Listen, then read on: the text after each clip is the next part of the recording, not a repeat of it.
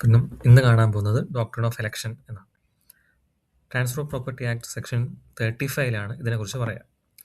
ഉദാഹരണത്തിന് ഇപ്പം 3 വ്യക്തികൾ എ, ബി, സി.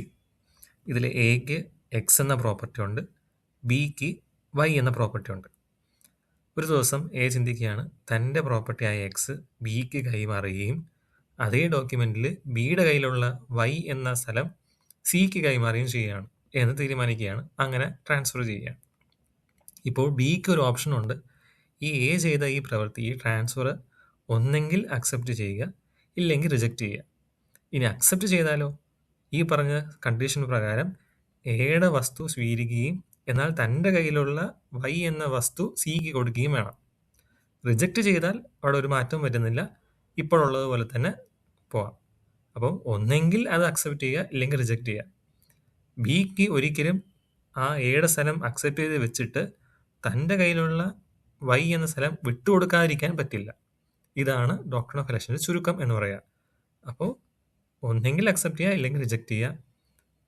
പോസിറ്റീവായ കാര്യം മാത്രം അക്സെപ്റ്റ് ചെയ്തിട്ട് തൻ്റെ കയ്യിലുള്ളത് വിട്ടുകൊടുക്കാതിരിക്കാൻ ഉള്ള ഒരു ഓപ്ഷൻ അവിടെ ഇല്ല. അപ്പോൾ അതുകൊണ്ടാണ് പറയുന്നത് ഒരാൾക്ക് കനോട്ട് അപ്രോബേറ്റ് ആൻഡ് റിപ്രോബേറ്റ്, ഒരേ സമയം അപ്രോബേറ്റും ചെയ്ത് റിപ്രോബേറ്റും ചെയ്ത് ഇരിക്കാൻ പറ്റില്ല. One cannot accept and reject under the same instrument. പക്ഷേ ഇതിൽ ശ്രദ്ധിക്കേണ്ട കുറച്ച് കാര്യങ്ങൾ എന്ന് പറയുമ്പോൾ ഈ ട്രാൻസ്ഫർ നടത്തിയിരിക്കുന്നത് സെയിം ഡോക്യുമെൻറ്റിലായിരിക്കണം. എ ചെയ്ത ട്രാൻസ്ഫർ ഒരേ ഡോക്യുമെൻറ്റിലായിരിക്കണം.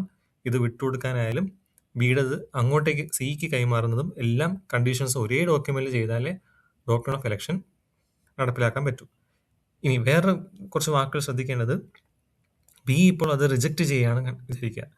അപ്പോൾ സിക്ക് കിട്ടുമെന്ന് പ്രതീക്ഷിച്ച വസ്തു കിട്ടുന്നില്ല.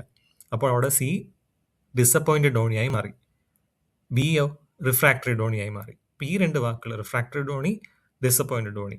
അപ്പോൾ റിജക്റ്റ് ചെയ്യുകയാണെങ്കിൽ സിക്ക് ഒന്നും കിട്ടുന്നില്ലാത്തതുകൊണ്ട് അത് ഡിസപ്പോയിൻറ്റഡ് ഡോണിയും ബി ആണെങ്കിൽ റിഫ്രാക്ടറി ഡോണിയുമായി മാറും. ഇനി അങ്ങനെ വരുമ്പോഴത്തേക്കും സിക്ക് എന്തെങ്കിലും കോമ്പൻസേഷൻ കൊടുക്കണ്ടേ? കാരണം സി പ്രതീക്ഷിച്ചിരുന്നു എന്തെങ്കിലും കിട്ടുമെന്ന്. പക്ഷേ ബിയുടെ ചോയ്സ് കാരണം, എലക്ഷൻ കാരണം ബി അത് റിജക്റ്റ് ചെയ്തു. ആ ഇൻസ്ട്രുമെന്റ് റിജക്റ്റ് ചെയ്തത് കാരണം എയുടെ വസ്തു എയുടെ കയ്യിൽ തന്നെ ഉണ്ട്, ബിയുടെ വസ്തു ബിയുടെ കയ്യിൽ തന്നെ ഉണ്ട്. പക്ഷെ സിക്ക് മാത്രം ഒന്നും കിട്ടുന്നില്ല. അപ്പോൾ അതിന് കോമ്പൻസേഷൻ ആര് കൊടുക്കും?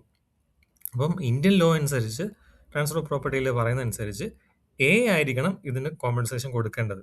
കാരണം എ ആണ് ഈ ട്രാൻസ്ഫർ തുടങ്ങി വെച്ചത്. അതുകൊണ്ട് കോമ്പൻസേഷൻ കൊടുക്കേണ്ടത് എ ആണ്. എന്നാൽ കോമ്പൻസേഷൻ കൊടുക്കണമെങ്കിൽ അവിടെ ആ ഒരു ഡോക്യുമെന്റിൽ എന്തെങ്കിലും കൺസിഡറേഷൻ സിയുടെ ഭാഗത്തു നിന്ന് കിട്ടിയിരിക്കണം. കൺസിഡറേഷൻ ഒന്നും മേടിക്കാതെ ഫ്രീ ആയിട്ടാണ് ഇതൊക്കെ ചെയ്തതെങ്കിൽ അവിടെ കോമ്പൻസേഷൻ്റെ കാര്യം വരുന്നില്ല. പക്ഷെ കൺസിഡറേഷൻ സിയുടെ ഭാഗത്തു നിന്ന് മേടിച്ചിട്ടുണ്ടെങ്കിൽ അതിന് കോമ്പൻസേഷൻ കൊടുക്കേണ്ടത് എ ആണ്, ബി അല്ല. ഇനി എ ആ റിജക്ട് ചെയ്യുന്ന സമയത്ത്, ബി റിജക്ട് ചെയ്യുന്ന സമയത്ത് എ ജീവനോടെ ഉണ്ടെങ്കിൽ എ കൊടുക്കണം, ജീവനോട് ഇല്ലെങ്കിൽ എയുടെ എസ് കൊടുക്കണം. ഇതാണ് ഡോക്ട്രിൻ ഓഫ് എലക്ഷൻ. അപ്പം ഇത് വെച്ച് നമ്മൾ ഇനി ക്ലിയർ ആയിട്ട് പറയുകയാണെങ്കിൽ ഡോക്ട്രിൻ ഓഫ് എലക്ഷൻ എന്ന് പറയുന്നത് ഒരു എലക്ഷനാണ്. എലക്ഷൻ വരുന്നത് ഈ രണ്ടാമത്തെ വ്യക്തി, ബി എന്ന വ്യക്തിയുടെ കയ്യിൽ നിന്നാണ് എലക്ഷൻ. എ ചെയ്ത ആ ട്രാൻസ്ഫർ ബിക്ക് എലക്ട് ചെയ്യാം. വേണമെങ്കിൽ അക്സെപ്റ്റ് ചെയ്യാം, വേണ്ടെങ്കിൽ റിജക്റ്റ് ചെയ്യാം.